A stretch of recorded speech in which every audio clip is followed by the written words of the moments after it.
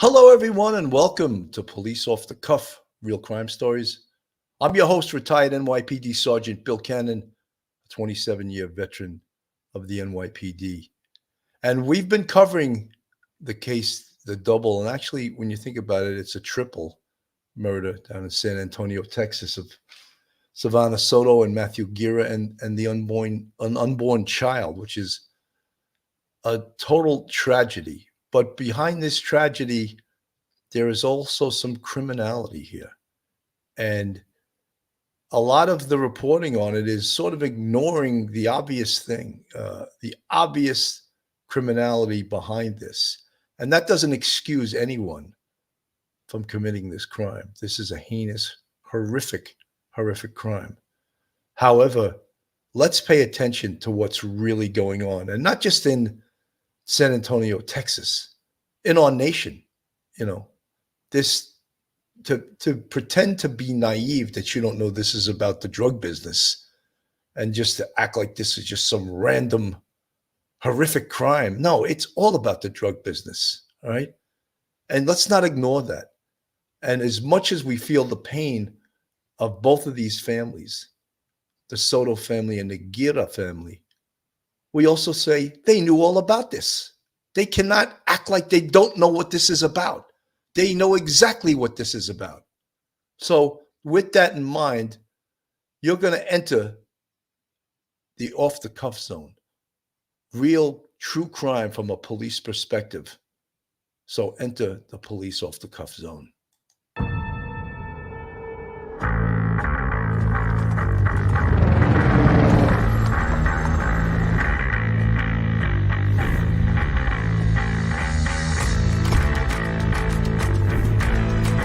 There has to be some common sense. Yes, sir. They have the car stopped at 10th and Ranch by Collider. We still don't know who pulled the trigger.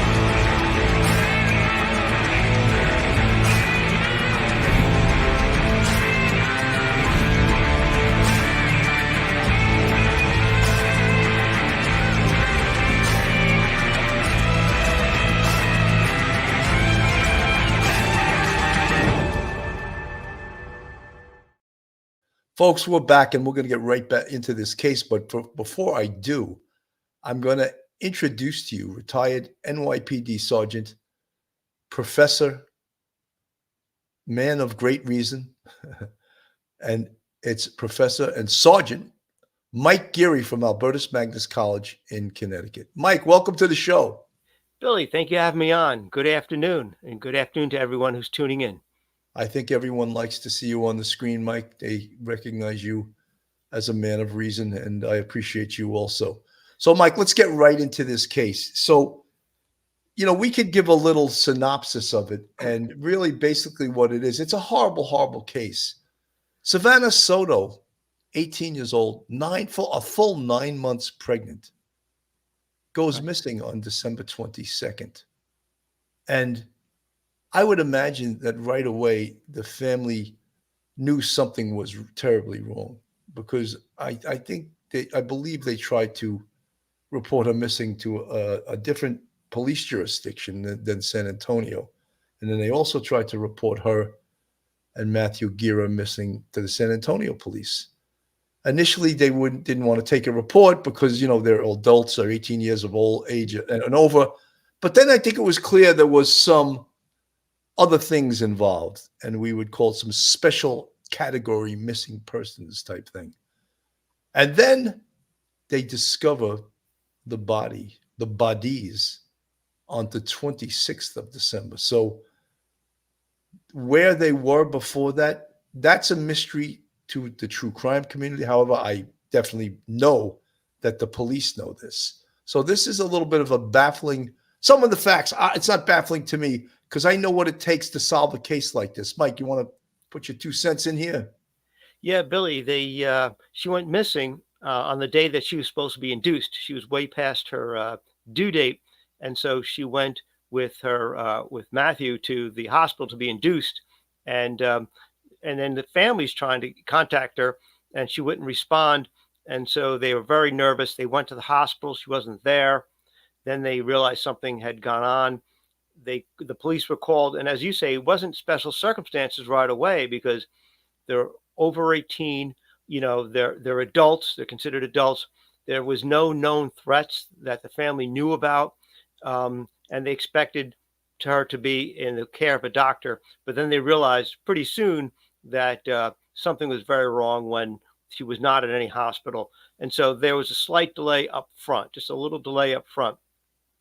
But they were found a couple days later. As you said, we don't know where they were shot because we don't have the case folder, but we know where they ended up in the apartment complex, Collins apartment complex in, I think, the north part of San Antonio.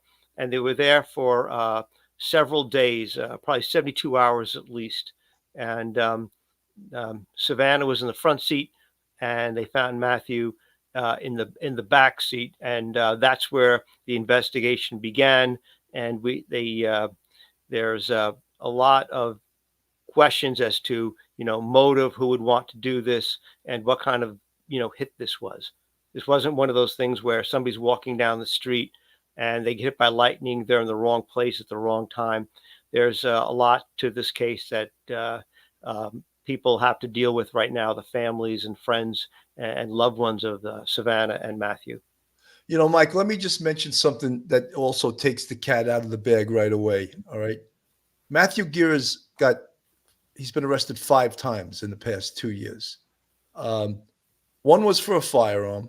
He has 2 other weapons charges. It's not clear from the rap sheet what the other weapons were.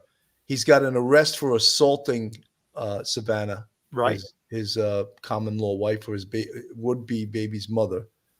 And he has 7 charges in 5 different incidents, and he was on probation. Why am I asking that? Some people, when they hear us say that, specifically cops, they're going, what does it have to do with anything? Well, a great John Jay College professor once said to me, people's past is a good indication of what they're going to do in the future.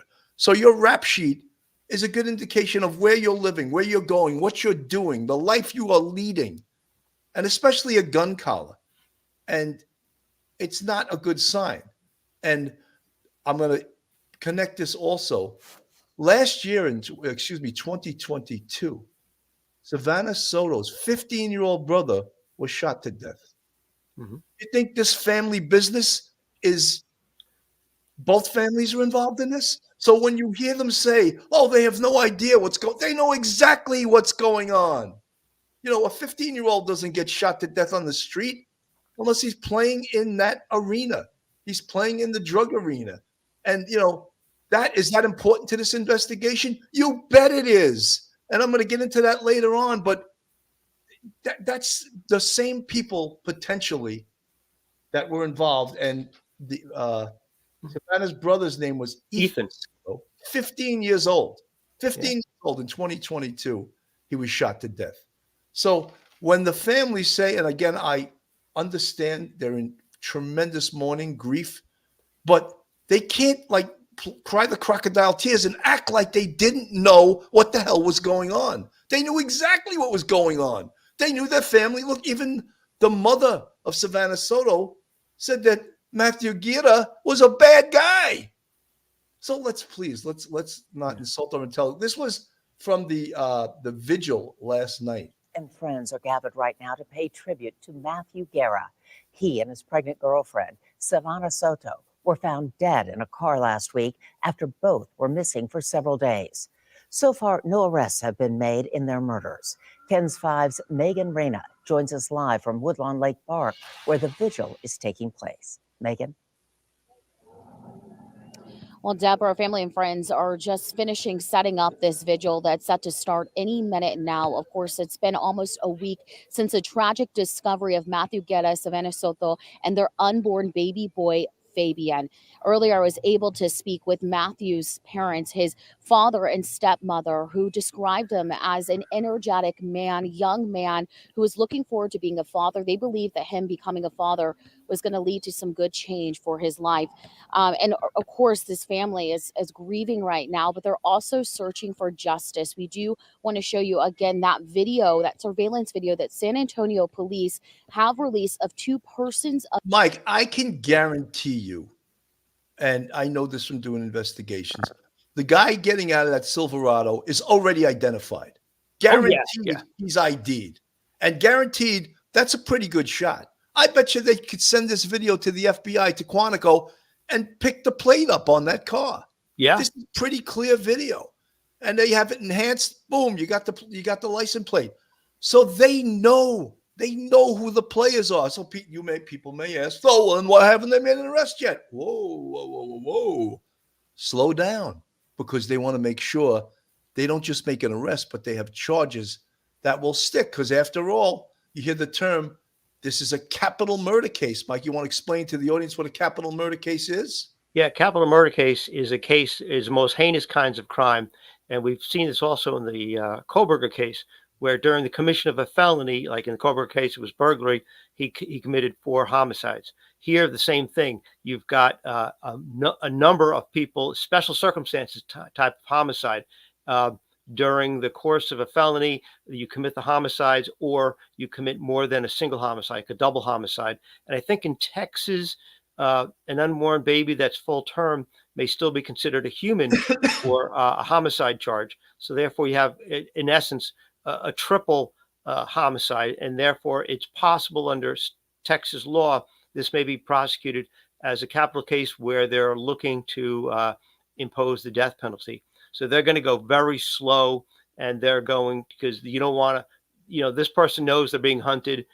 He's hiding out, and they've got law enforcement from the state, the counties, the towns, San Antonio, the city. Everybody's looking for this guy. But you're right. With a little FBI help, they know who this person is.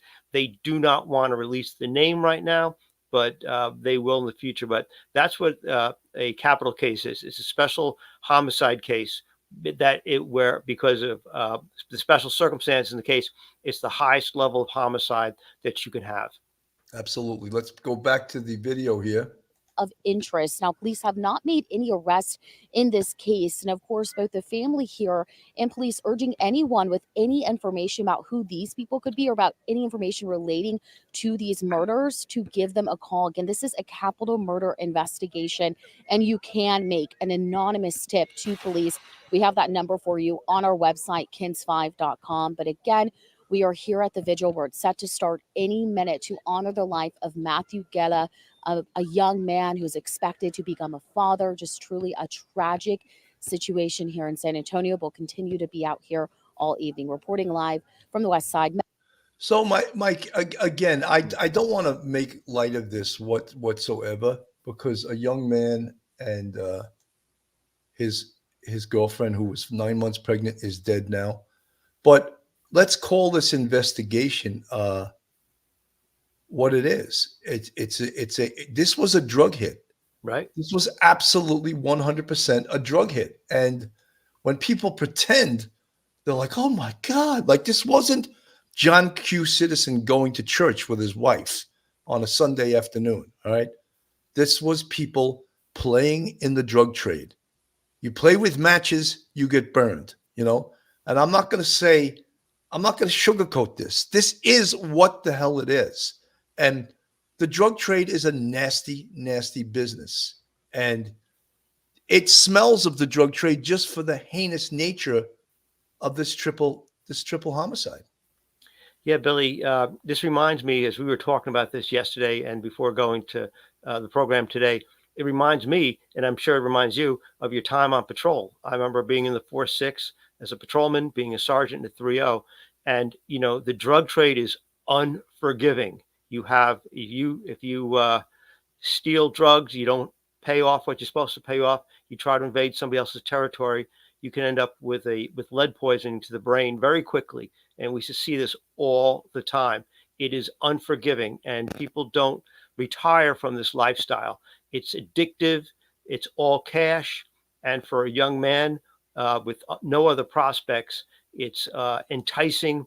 and it's rewarding, as you can see from that picture, with Matthew's left hand holding up a brick, huge brick size thing of dollars that may be, who knows, depending on the denominations, that might be the equivalent of what a kilo of cocaine is going to be worth.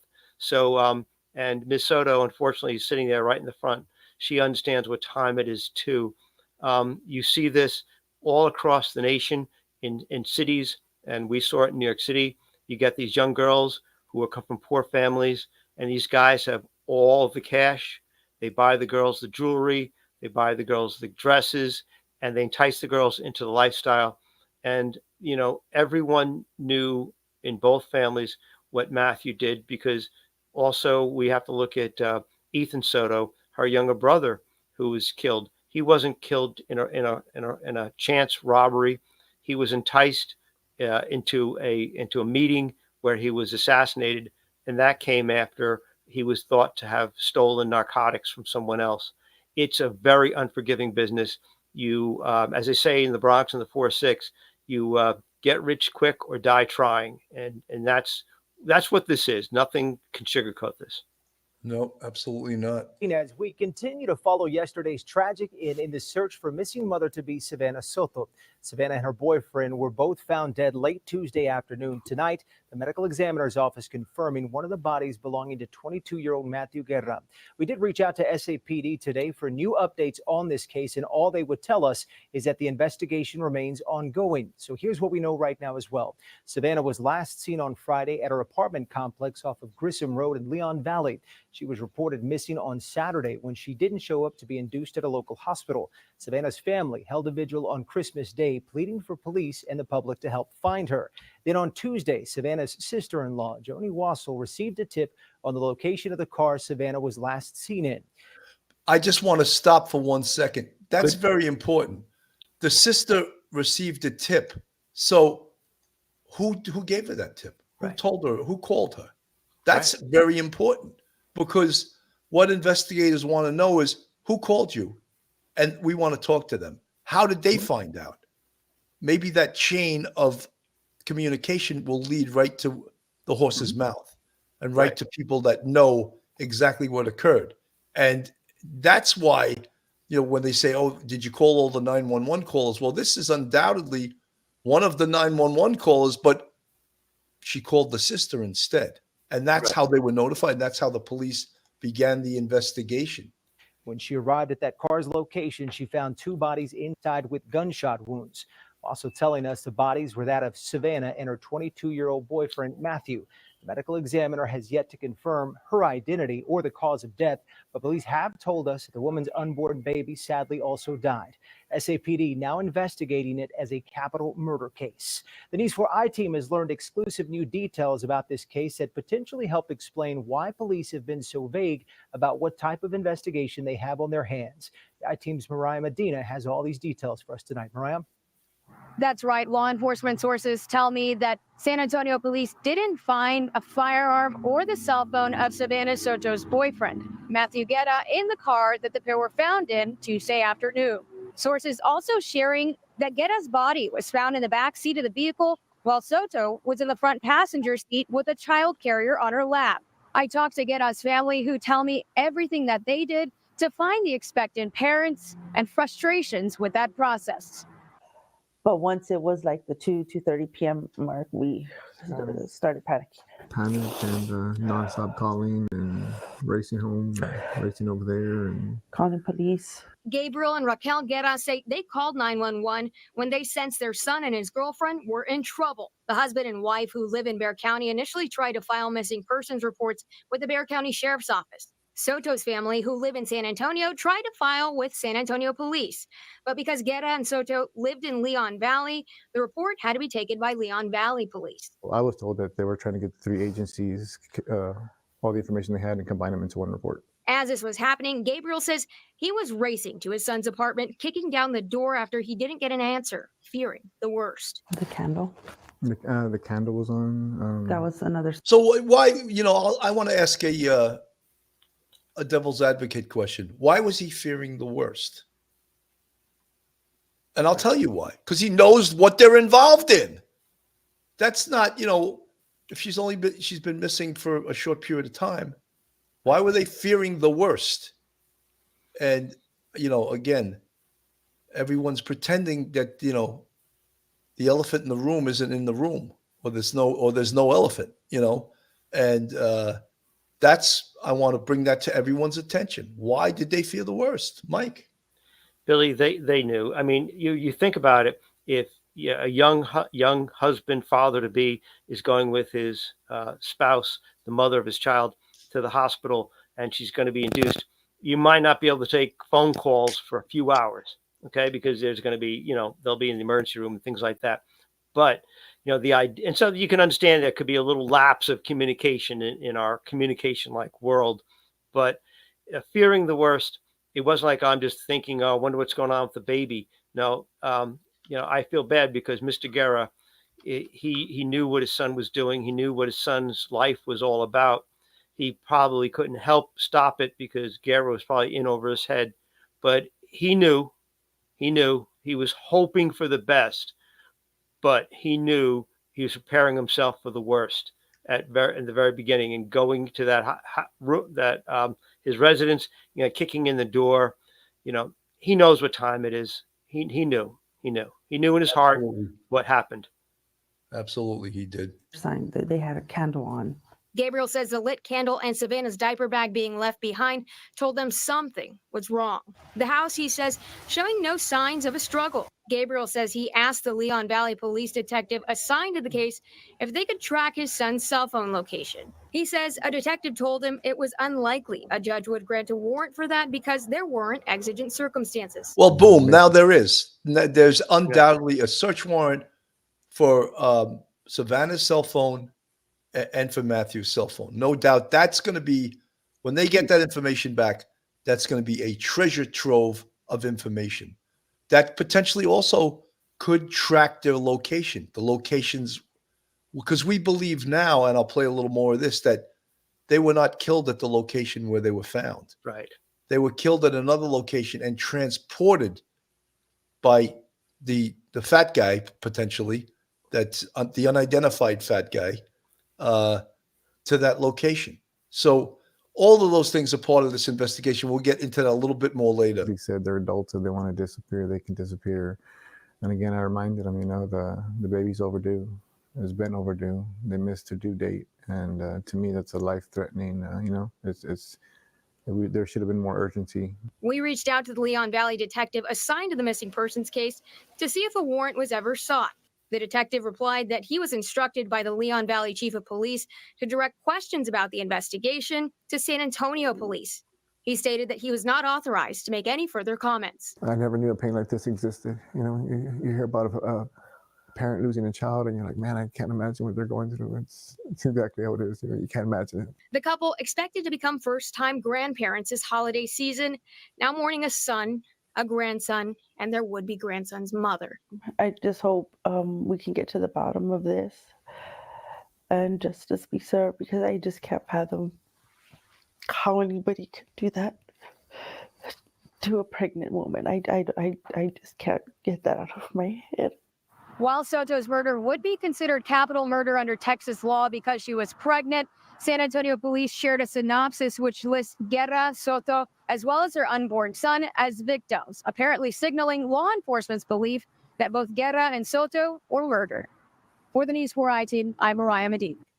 So, Mike, I want to get back into the investigation because a lot of people are already, basically we're a 24-hour news nation, and the media especially gets all kinds of impatient when there's not an arrest immediately. Mm-hmm. And I just want to talk about some of the investigative resources that the police have done and should be doing. And a lot of the things in an investigation are interconnected, that you can't do A till you do B and C, and you can't do D until you do A, B, and C, and you can't do F, but till it's actually an investigative checklist. And as all of the investigative tools that you use start coming forward, let's talk about response to the scene. Apparently, the police were directed to the scene by a 911 caller who called the family, the Soto family, and then they called the police. But they had already been a missing person report filed. Right. So, in response to the scene, then they discover, or a civilian discovered, the two bodies in the car. Now, what they set up a crime scene, because everything inside that car is evidence, and potentially the evidence in that car can lead to who the shooter is. And let's not rule out DNA. Sure. And one of the things I also want to just put forth, and many people that are listening don't know this, if there were spent shells, which I'm hearing apparently there were spent shells inside that car, those are traceable. All right. They're traceable to the gun that fired them. And could that gun have been used in another shooting? Yes. And how does that help us? Well, it helps us to connect who did that shooting. Did we make an arrest, or who was shot during that? And it connects the dots to it.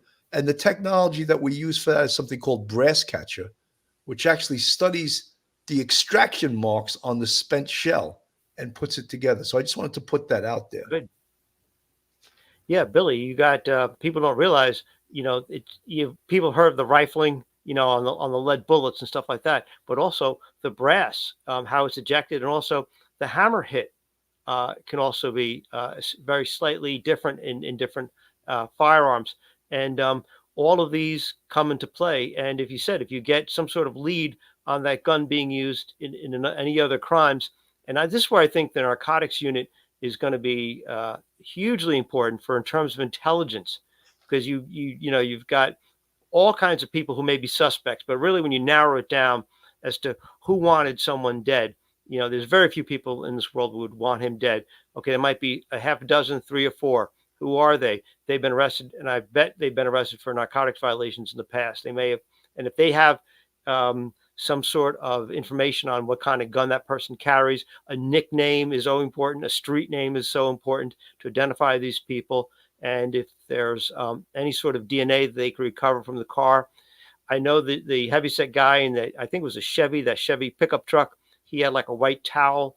He had a towel, and then he had the white shirt, t-shirt. He was wiping stuff down. So he has an idea of what he's doing. But you hope that there may be a stray fingerprint somewhere, even half of a fingerprint. Maybe you're not going to get like 18 different points of comparison, but you're going to get a few, help narrow it down. But there is so much information that is locked in that car, and the proper handling of that is going to go a long way to solving this case. Mike, let's also talk about law enforcement partnerships. Mm-hmm. Right away, if I was running this investigation, I would immediately reach out to the DEA. That's the Drug Enforcement Task Force. Mm-hmm. And because they have information, drug dealing is localized, right? So the drug dealers that sell in this area, law enforcement knows who they are. Right. They know who the Mr. Big is.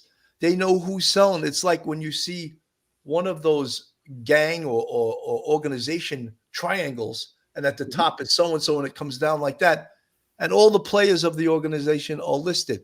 Law enforcement knows this, and all these people are identified. The Drug Enforcement Administration can be a huge help, not just with their expertise, but with their resources.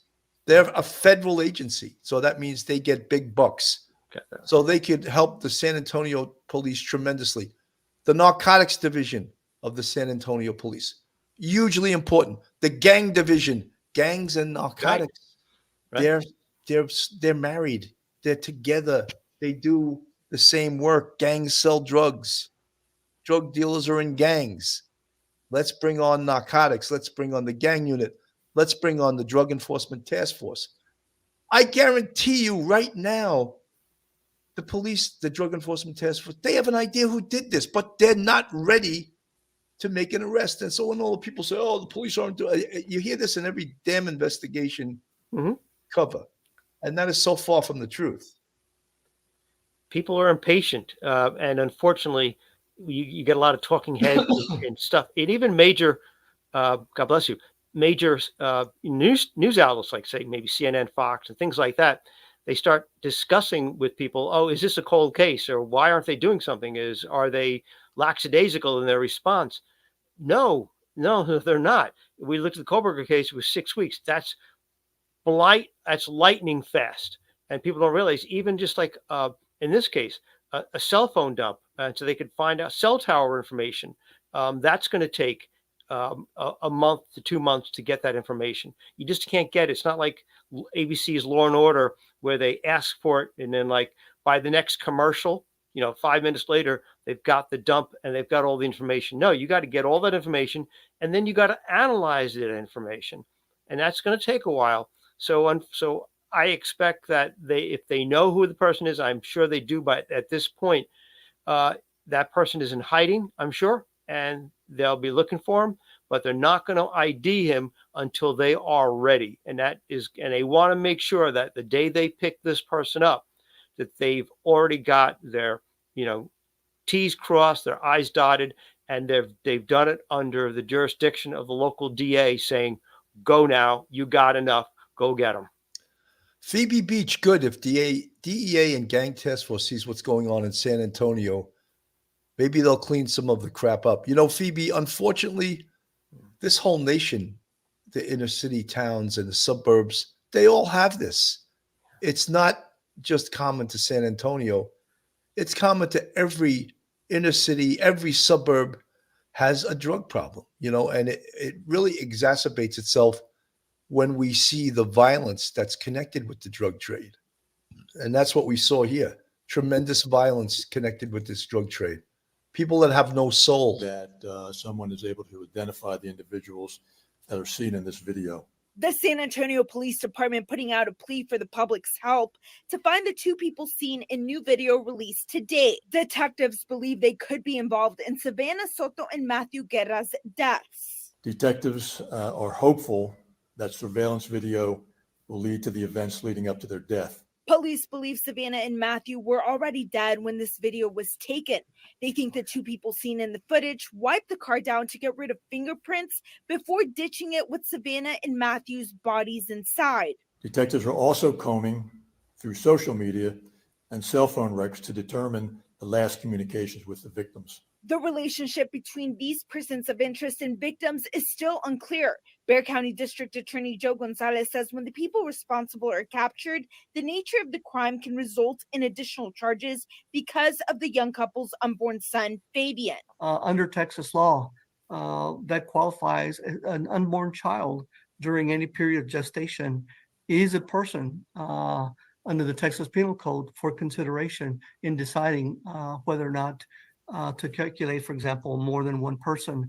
District Attorney Gonzalez also hoping these people are found so his office can bring justice for the victims and their families. That we were going to do everything humanly possible to hold this individual or individuals accountable. Stephanie Esquivel, News 4, San Antonio.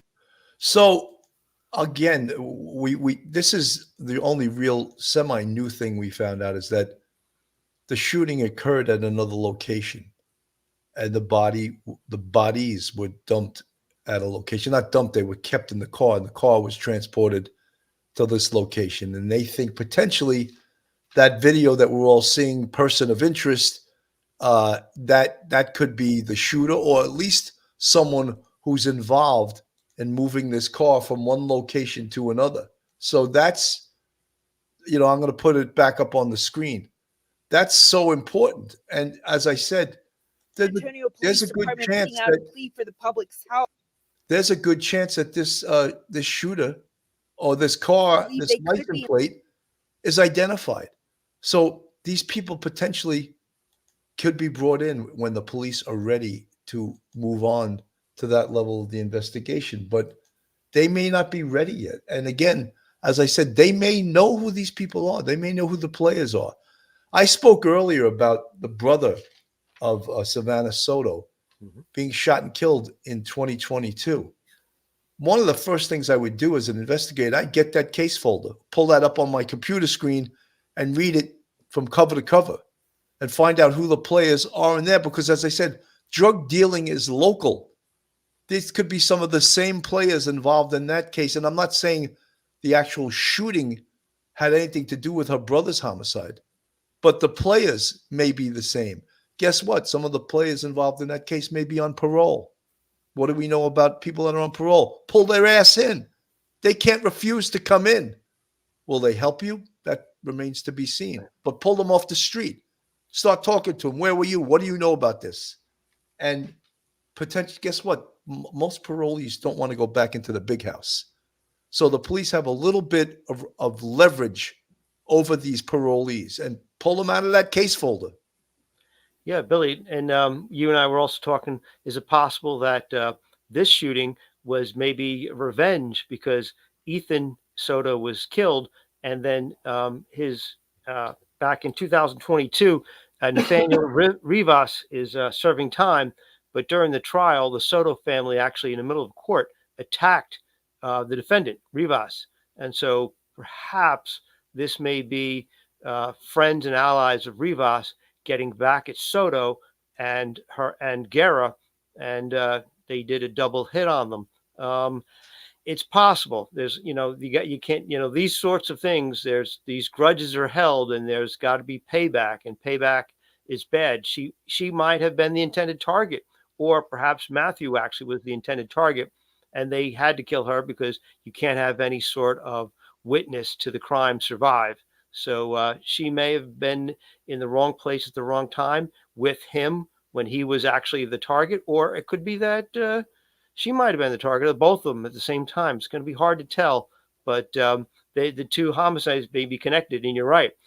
It's only been 18 months, 22 months perhaps, since Ethan was killed, and these people are, many of them still may be out on the street and free, and maybe they're not in prison, or maybe they're out on parole, but they're still probably local. Absolutely. Folks, this is Police Off the Cuff, real crime stories. If you like real crime, true crime from a police perspective, then you're in the right place. And if you're not subscribed to us, go on our YouTube, hit that subscribe button, give us a thumbs up, ring that bell, and share it out to your family, friends, and everyone you know. Bring them into the Police Off the Cuff family. If you want to contribute to us financially, we have a Patreon with 3 different levels, and we also have a YouTube channel membership with, count them, 5 different levels. And you could contribute to the Police Off the Puff, or I'm losing my mind, Off the Cuff podcast. And we'd love to have you guys here. And this is real crime from an experienced perspective. We've done this work before. We've been out there. We've heard shots fired. Most of us have been shot at. So we know what the gunpowder smells like. Not that that's something that you want to aspire to that haven't gotten shot at, but we're still here. Anyway, some of also, when I talk about the investigative resources, we spoke about the victimology on Matthew Guerra. Of course, that's studying his whole background. We already mentioned his criminal history. Victimology on Savannah Soto. And one of the things we found out, of course, from checking her victimology and her family is that her brother was shot to death in 2022. That's important. That's very important. The video canvas in this, so important. Do they know the route that the vehicle took? The vehicle belonging to Matthew Guerra? Do they know that yet? We don't know it, but do they potentially know that? They could potentially know that. Very important, because why? Because when the vehicle travels a certain way, now they have more video they can collect and possibly identify the shooter or shooters that did this. The other thing is interviews of people in the complex. When did you first notice the car there? Again, go back to video. The car pulling up. When was it parked? Who parked it there? Did you see, on video, do we have video of the person getting out of that car after he dropped the car off there? And of course, the forensic processing of the vehicle is tremendously important. Did the shot come from inside the car? Very important. How do we tell that? Well, spent shells should be inside the car, right? Also, perhaps no broken glass. If they shot from outside and the windows were closed, there would have to be broken glass. But it didn't appear from the angles of the car that I saw that there was any broken glass. Again, these are things that the police are keeping sort of secret. They're not putting it out there, and that's by design. So all of these things, and then we mentioned earlier about the cell phones, just so important.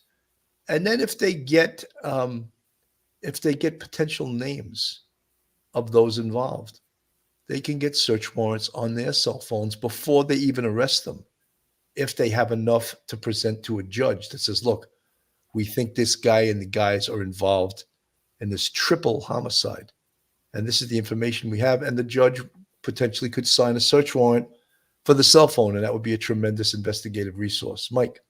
Yeah, Billy, this is the stuff that you don't see on TV because it's not exciting. You know, when you see these dramas on TV, they're bringing the person into the, as you know, Phil would say, in the box, get them in the box, in the trick bag, and you're going at them in a interrogation. But all of this technical stuff, you know, cell phones are fabulous because it tells you who's calling you, when you've called them, what time, what time it was, how long you're on the phone with them. It's also a locator because if you're driving down, say, down the FDR drive and you're going from one cell tower to another while you're talking to somebody, they know whether or not you went south or where you were going north, depending on the timing of the cell tower switching. All of that is so important. It's not sexy. It never makes it on the TV, but it is absolutely essential. And like you say, if you can get some of the players' names, bring them in, get search warrants for their cell phones. And as you also say, go out there and shake all the trees, throw a little money out there, offer a reward. The fact that, you know, a little child was killed, also an unborn child was killed, that may spark some interest where maybe if only one person killed, God bless you, that you might not have it. So, you know, because that child is so perfectly innocent. So all of these little things all these little technical things that people don't really think about, but, you know, they can make or break your case because they're irrefutable. They are totally accurate, and that you can't get out of the fact that your cell phone was a particular place at a particular time doing a particular activity. It's your cell phone. You had to be there. That is so important in making a airtight case, if you can, against the shooter. Absolutely. Crime Analysis 101, Detective John. OSI narcotics and homicide are more likely than working together to do a huge takedown simultaneously to make multiple arrests. John, thank you for that comment. You're absolutely right. And one of the things that we love, like Mike used the term before, we love this on the NYPD. You know, let's put some pressure on the community. Let's get some people to come forward. How do we do that? Shake the tree. Shut down the narcotics business in that location. Start locking people up. Start doing a rule book type thing, zero tolerance, loitering for narcotics, all that type of thing. You're going to get to the top guy. And if the top guy's not the shooter, he'll give up his underlings in order to take the pressure off the street, which is costing him money. So that's another thing. And when you make these arrests for narcotics, every single guy gets debriefed, guy or girl. You debriefed them. What do you know about the shooting? What'd you hear? You know, even better, what'd you hear? Because then that doesn't make them swear to anything. Oh, this is what I heard. This is what they're saying out on the street. Sometimes that's exactly how you get the picture of what occurred by someone saying, oh, this is what they're saying. I don't know where I got that from, but this is what they're saying. Right. You know, I used to have a detective that worked with me. When he would do an interview, he'd say, you ever been arrested before? And the guy would say, no. And he goes, well, I have your rap sheet here, and you've been arrested 15 times. This one over here, what did they say you did? He would never say, what did you do? He'd always give them what did they say you did? What the mean cops say you did, you know? And I just thought that was a little bit funny. So yeah, we shake the tree. We go out there, we make arrests, narcotics, you know, and every person. The other thing that's a huge resource, and we've spoken about this at other times, and is jail and prison. Let's go into the jails and the prison, the gang units. Do you think they knew about this 10 minutes after it happened? Let's get the investigators from the local jail to start shaking the tree in the jail. Start talking to the inmates. Start talking to the gangbangers. If you got good information, maybe we can work something out for you. If it's that good, it's better be very good. And I was just thinking, as you're mentioning it, since Ethan was 15 at the time, check out your perennial juvenile offenders. Go through juvenile arrests and see what they were arrested for, locations and times, and how much do they have on them, and who do they work for, who are their associates who are giving the drugs, and having them return the money at the end of the day. So all of these things can help paint that picture, that broad picture of what was going on, as you say, the purpology, and so that you can better understand the dynamics of what led to it. And, was this planned 30 days in advance? Was this something, a spontaneous argument over cash? But all these things have to be looked into. You're right. Absolutely. Sharon Reynolds. What I find astounding is these youngsters flaunt guns and money, drugs on social media. That's attracting trouble to your door. I'm sure their dealers don't like the attraction. No, they don't like the attention, because when their bottom line, their money, their cash gets impacted, believe me, they'll give their mother up. There is no loyalty to anyone in the drug trade. PD also released this surveillance video and are seeking information. I don't think we could watch this enough times, but I certainly think that someone has identified these people that were in that car. And as I said, it's very good video. So the potential that they know who actually owns this car is very good. 2 persons of interest. Police say the footage was taken from a nearby location where Savannah and Matthew's bodies were found. It captures a dark-colored pickup truck slowly pulling up to Matthew's silver Kia Optima. But what's more shocking, police say one of the persons of interest can be seen driving his car. About 15 seconds into the video, a person can be seen getting out of the pickup, walking to the door of the gray Kia to talk with the person in the driver's seat before going back into the pickup. Then both vehicles drive away. Police say right now it's unclear what link the 2 have to Savannah and Matthew, and say they couldn't provide more details pending the investigation. Earlier, when Savannah and Matthew's bodies were discovered in the... I commented on this photo, and I know everyone's seen it, but, Matthew's holding that 7-inch brick or wad of cash. Right. I mean, most professions don't do that. If you're a gym teacher, you're a fireman, you're a cop, you're a construction worker, you're not holding a 7 or 8 or 10-inch wad of cash. That's indicative of the drug trade, and it's sort of a showing off type thing too. And the jewelry, the bling, all of that stuff is part of the gang signs. You see his right hand, right? It's all indicative of the drug trade. Gray Kia. Police believe their bodies were in Matthew's car for about 3 or 4 days. And at the time, police said it was unclear. Some of you guys have asked, how did they know that the cars were there? The bodies were there for 3 or 4 days. Well, that's the science of investigation. There's something called decomposition.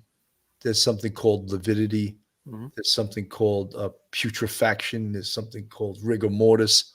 All of those things give a timestamp of how long the bodies have been there. Coagulated blood, all of those things. In the same vein, people asked, these were contact wounds. And I'm going to describe to you what a contact wound is. A contact wound means that the gun was held up against the person's head, because it leaves gunshot residue on the skin. And if the barrel is held right against the head, it will actually leave a tattoo, and you'll hear tattooing, the imprint of the barrel left on the person's head. So these were close contact wounds. So that's apparently what occurred here. And it tells a lot about the shooter. What does it tell? This was an execution. That's what it tells. Right, Billy, this is part of living that life. You get the cash, you get the bling, you get the jewelry, you get the girls, you get, all of that little bit of glamour. But you're not going to live long, because that's the life you've signed up for. And I'm sure Guerra knows people who've been shot, and this isn't his first brush with death. And that's the life, and that's the life he was leading. And he was trying to get rich quick, or die trying. And sadly, that innocent baby was taken. Absolutely. Thomas Guerrero, there's a picture of him holding up a big plastic bag full of white rock. Yeah, I mean, look, we know what time it is, all of us here. You wouldn't be listening if you thought I was going to glance over this and act like, oh my God, how did this occur? we're telling you the truth here. Excuse me, how we think this occurred. And it's part of the drug trade. It's absolutely 100% part of the trade. And I can't apologize for the other channels that don't call this what it is. It was a drug hit.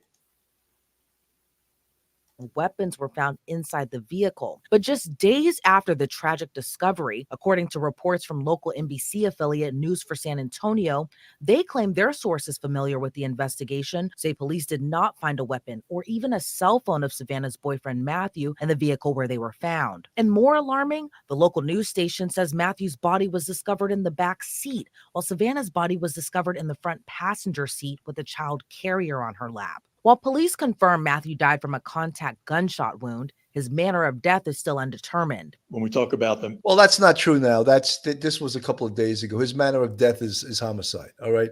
And just to educate the community here, manner of death is homicide, suicide, accidental, natural, or there's one other one that I've been hearing lately, wasn't always listed, undetermined, So 5 ways manner of death: homicide, suicide, accidental, natural, and undetermined. And initially they thought this could have been a murder-suicide, and that was just them not really realizing what the hell had occurred. I think that had they really looked on the scene into the backgrounds of both victims, they may have not have jumped to that potential murder-suicide thing. So I think that was just a mistake. Family grew worried when she didn't show up to her doctor's appointment and reported her missing. In a Facebook post, Savannah's concerned mother wrote, quote, "I'm worried about her safety. She's with her boyfriend who is no good. Prayer for my baby girl." Authorities issued a coordinated law enforcement adult rescue team. Does missing, that but not she tell never us showed up to the hospital where she was set to be induced? That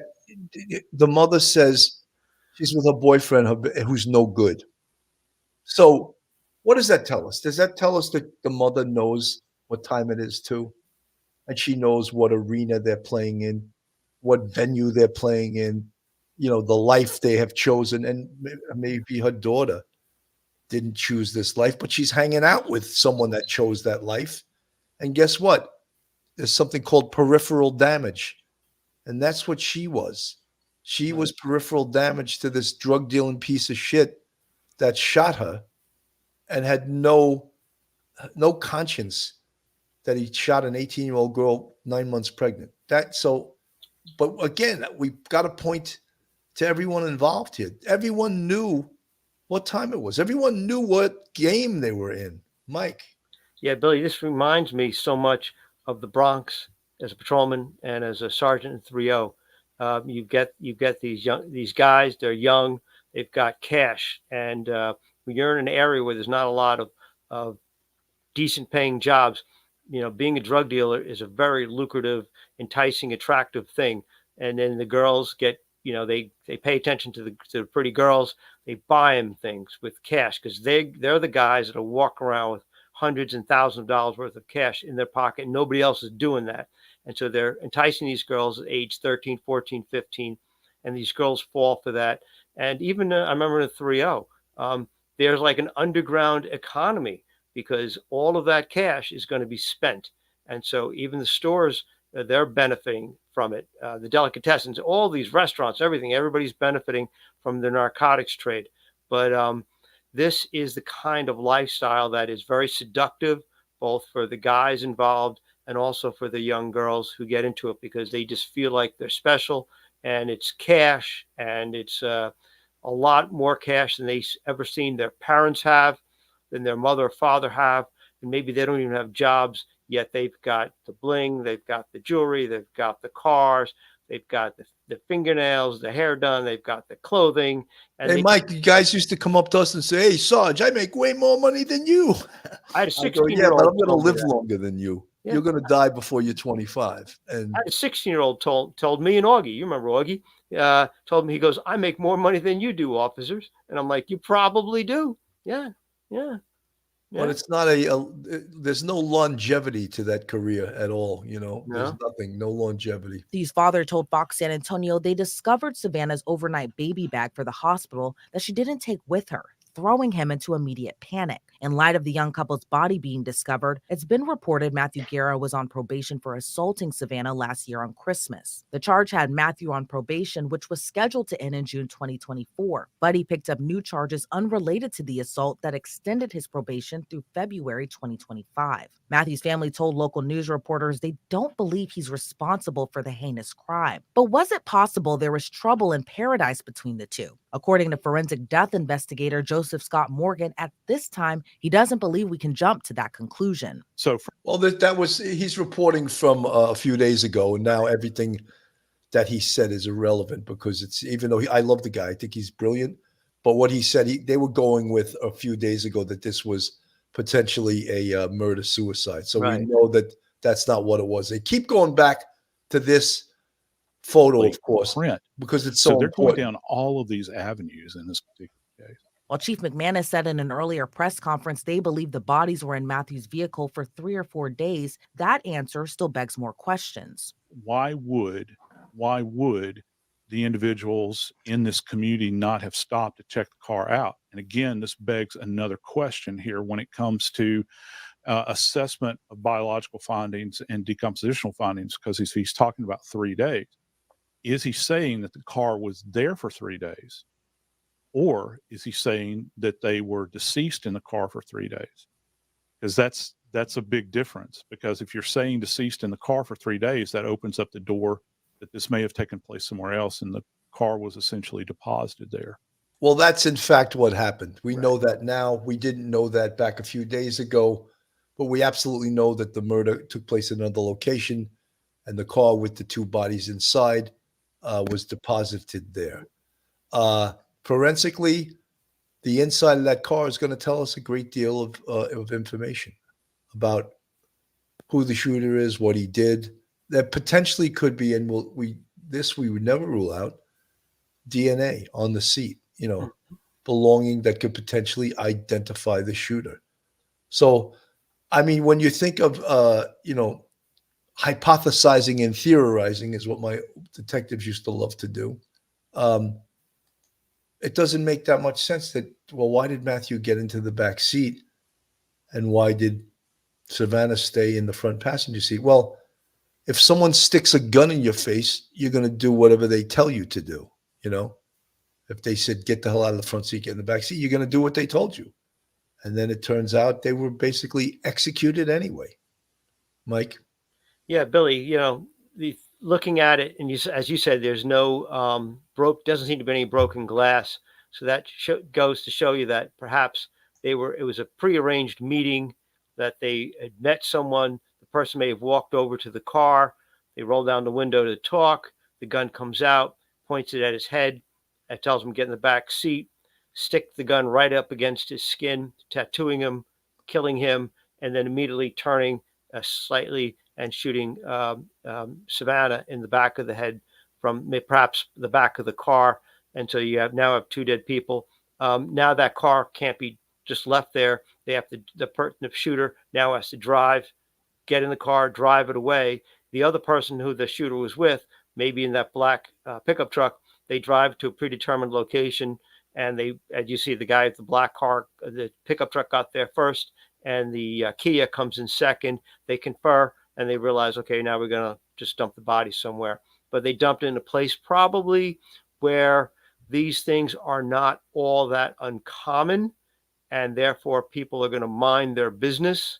And if they see a car there for a day or 2 and it looks a little suspicious, they may be very, reluctant to call the police. And so the shooters may be very, very, counting on that to give them time before those bodies are found. Really sad. Absolutely. This is a video of from the trial of the shooters of Ethan Soto. And this is baffling also, but one of the reasons we speak about this is because I would want to know, if I was the investigator on this case, every single player involved in that case. Tragic death in her family. Savannah's 15-year-old brother Ethan Soto was shot and killed last year in 2022. 2 teens were arrested for his murder shortly after. And in October, during a court hearing for one of the suspects, video captured inside the courtroom showed a massive brawl breakout between members of Savannah's family and the suspect's family. As Savannah's family faces yet another horrific tragedy, soon time will tell and reveal who was responsible.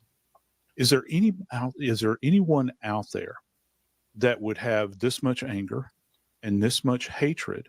All right, we know that's an academic point of view, and again, Joseph Scott Morgan, I love the guy. I think he's brilliant, but he's not a cop. And drug dealers, when you do that from a broadcaster's perspective, is there anyone out there that's yes, a drug dealer has no soul and will kill an 18-year-old girl that's 9 months pregnant. So it's not baffling to us. The Popo, it's not baffling. We've seen this before, we've seen double murders, triple murders. And because they have no soul, they could stick a gun up against someone's head and just pull the trigger.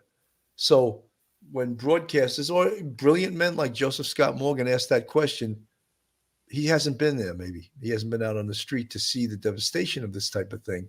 And other drug dealers will do that without batting an eye. Billy, it's the life they signed up for. It's the life they live. It's a life they will not leave, and they know it. And they know you make a pact with the devil, and nobody leaves that life by retirement at age 65. Nope, not at all. Absolutely not. So some of the things, and again, I know there's impatience in the community as to when is it going to be an arrest? When are they going to make an arrest with this? Be patient. There's going to be an arrest on this. Would you rather they make an early arrest and the person or persons involved beat the case? Or would you rather they cross their T's and dot their I's and make sure they have a strong enough case to put the savages that did this away for the rest of their life? Well, I think that it's more important to have a good case than to have expediency. And we get that expediency nonsense mostly from the press. They're always the ones, when is there go? There's no arrest yet. It just happened a few hours ago. What are you talking? It's like it's like a child wants immediate gratification. And when it doesn't come, they start making stuff up. Is this now a cold case? How many times did we hear that? We heard that in the Koberger case. They were horrified that there was no arrest for 6 weeks. Oh my God. Is this now a cold case? No, it's not a cold case. That's not uncommon in a homicide investigation, that it takes 6 weeks or 8 weeks or 3 months or 6 months or a year, and it's not anything like what you're talking about, that it's a cold case because you've determined that it's a cold case. No, it's not, Mike. Yeah, Billy, we're a nation. We're very impatient as a nation. We're very impatient. We watch these TV shows, CSI shows, God bless you, the Law and Order shows, and it's all wrapped up within an hour. No. Because cell phone and technological stuff is so important nowadays to help solve crimes, those things take sometimes a month to 2 months just to get that sort of data. And we've even talked about this before. The cases, getting information for doing checking out blood work to see if somebody has some sort of substances, from the medical examiner's office when they do, to see what's been in somebody's bloodstream. That sort of thing may take 4 to 6 or 8 weeks, depending on when it's done. A month from now, if we're still here without an arrest, I wouldn't panic. And I'd hope that the people who are listening, the viewers of the show, would realize you may not hear of an arrest made for 2 months or maybe even 3 months. It might be springtime before they make an arrest. And that doesn't mean that it's on the back burner. It means that they're working hard, but they want to dot every I, cross every T. 100%. Donna Giampa looks like second person in the truck tosses the white item the big guy grabs. The car looks like a girl. She couldn't have done this alone, killing them both. Do you believe there is 4 people at least? I think there's at least 2 people, And I think many, many people know all about this and know who did this. I believe the whole neighborhood knows who did this. But guess what? We spoke about this yesterday. Snitches get stitches, and they're not giving it up. No one's willing to come forward as a witness. But the way the police receive information is the way I spoke about it before. Well, what are you hearing? You know, what's the hearsay? What's the word on the street? That was the favorite term we used to use. What's the word on the street? What are they saying on the street?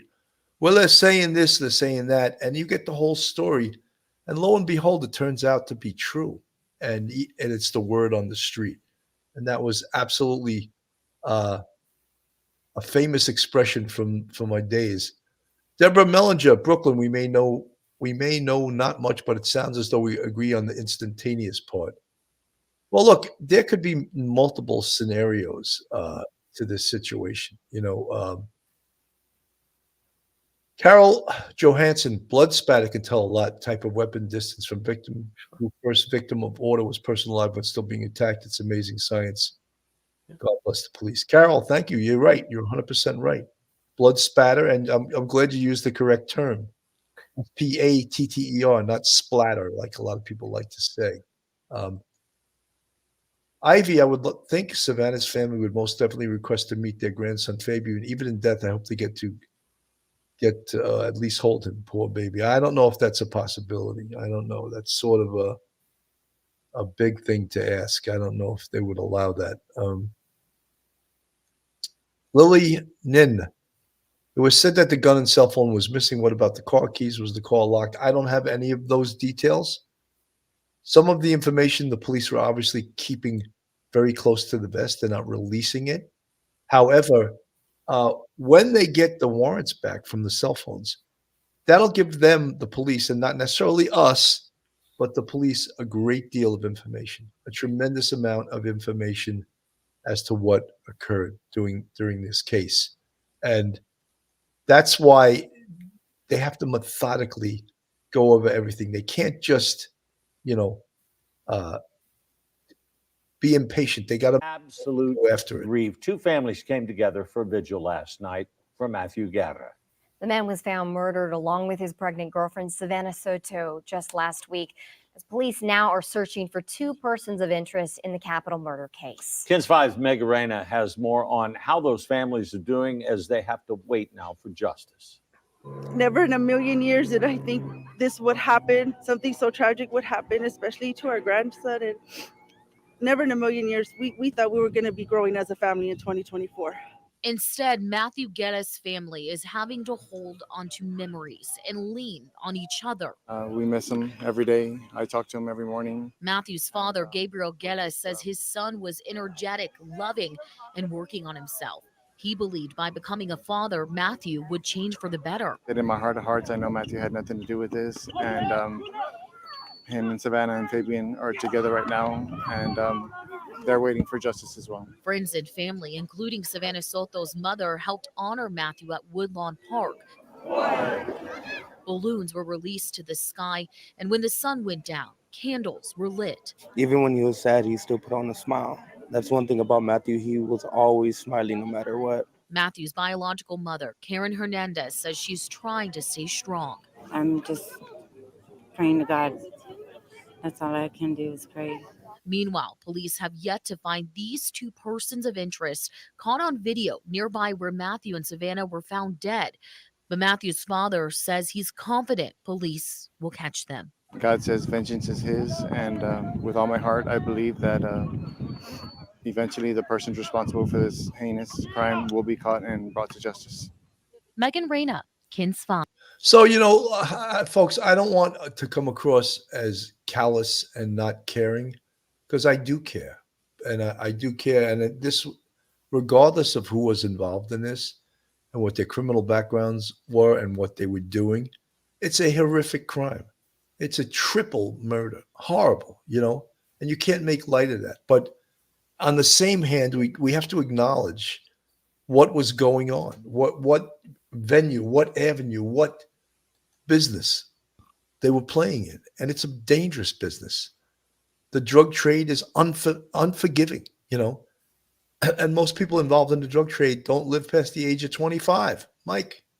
Yeah, Billy, it's like I say, go back to the NYPD days in the Bronx, and you're getting young men shot at all hours of the day and night.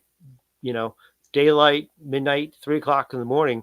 The drug trade is a 24-hour, 7-day a week. No holds barred business, and it's vicious because it's all about the cash. And if there's any rumors that the police can pick up about who Matthew may have, whose toes Matthew may have stepped on, what he may have done wrong, some sort of control over a particular area, whatever the rumors are, as you said, Billy, there's a number of people who know what happened, why it happened, and the rumors are rampant out in the street. And sooner or later, they're going to come up with a name, and they're going to be able to use that and develop evidence because, that's what's going to, you hope you can close the case out.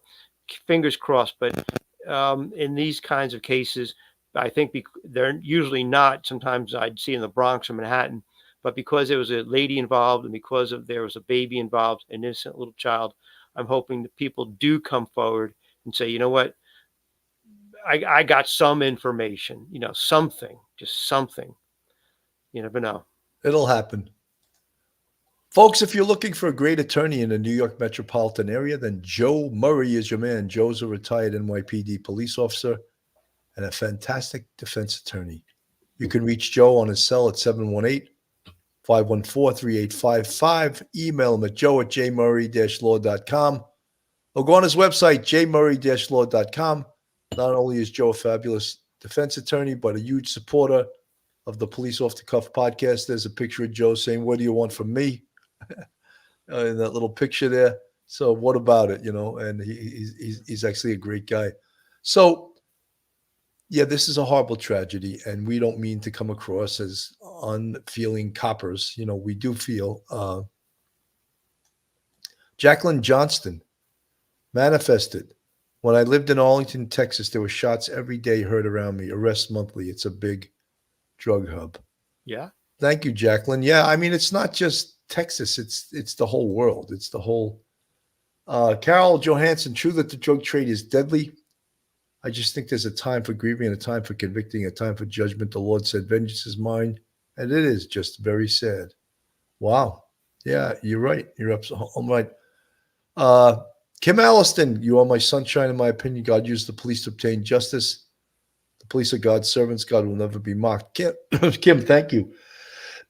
Sorry, guys. I have this ongoing sinus infection right now, and it's making me cough. So it's really not a sneeze. It's a Brooklyn Pezzola. I love that title. They paid a dear price, right? At Howdy, we actually know very little about the parents. Let's skip the online narratives and conjecture. That's our job. That is our job to give you these narratives because we have experience doing this. So we're not judging. We're just telling you what most likely happened to you. We've seen it before. We've yeah. seen it multiple times, dozens and dozens of times in the NYPD.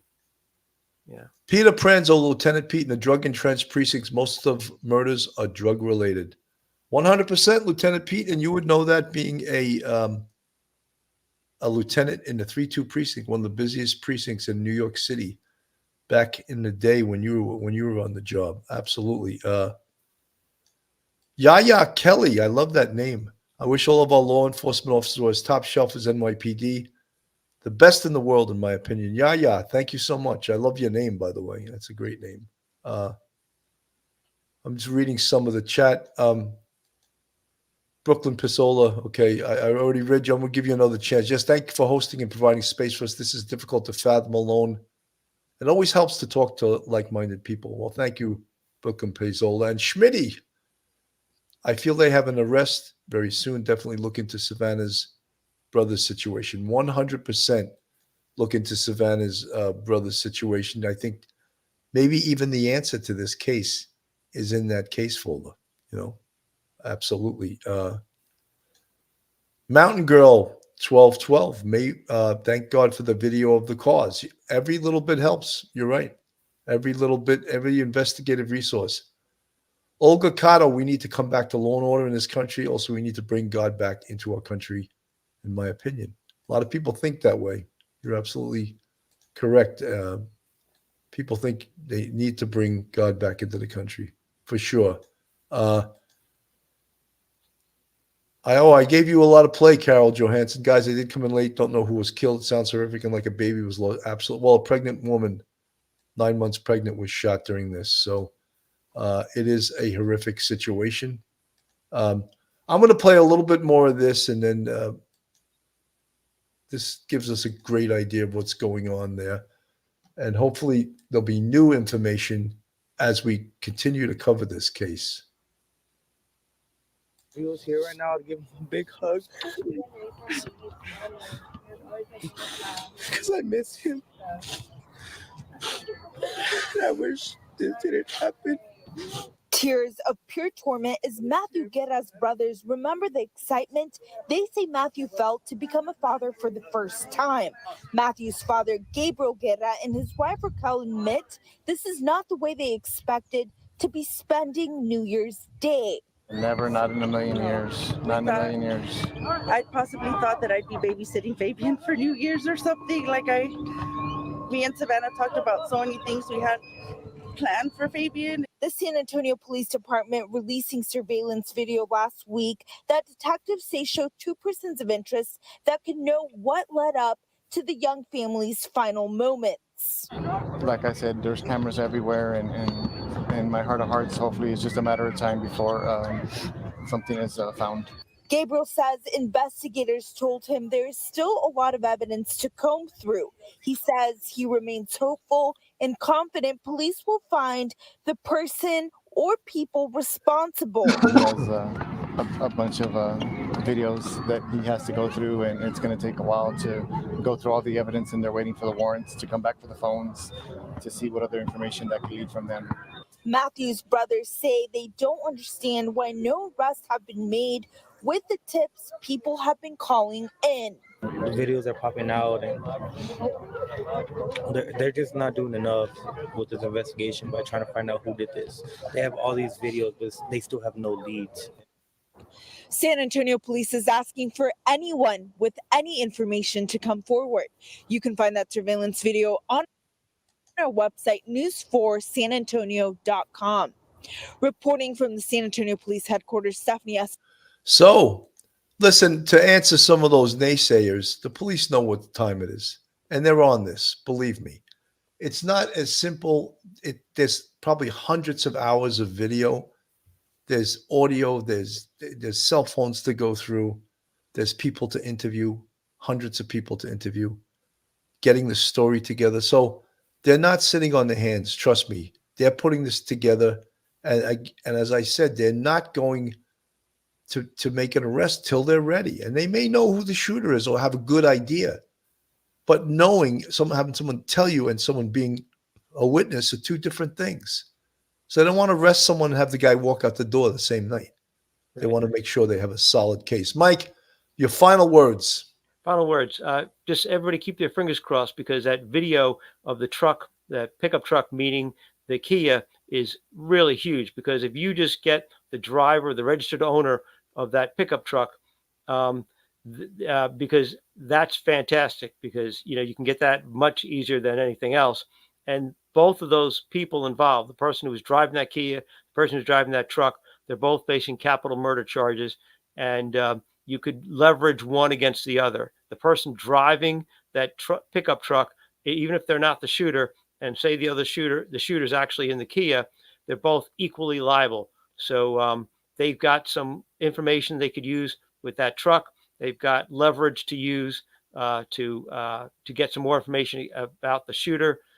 Keep calm, be patient, and just sit back and know that all this information that the police have to gather, Billy, as you said, we've said it before, this takes weeks and weeks and weeks and weeks. And so, but from my point of view, I think from your point of view, we're pretty darn confident that they're going to solve this case. It might take a couple of months, but they'll solve this case. 100%. Folks, I'm seeing a lot of new names in the chat that I haven't seen before. So subscribe, hit the thumbs up, ring the bell and share us with your friends, your family, everyone around you. We're going to stay with this case, and we know that there's going to be an arrest in this case shortly. Thank you so much. I'm Bill Cannon from Police Off the Cuff, Real Crime Stories. Have a great day, everyone. Good night. One episode just ain't enough.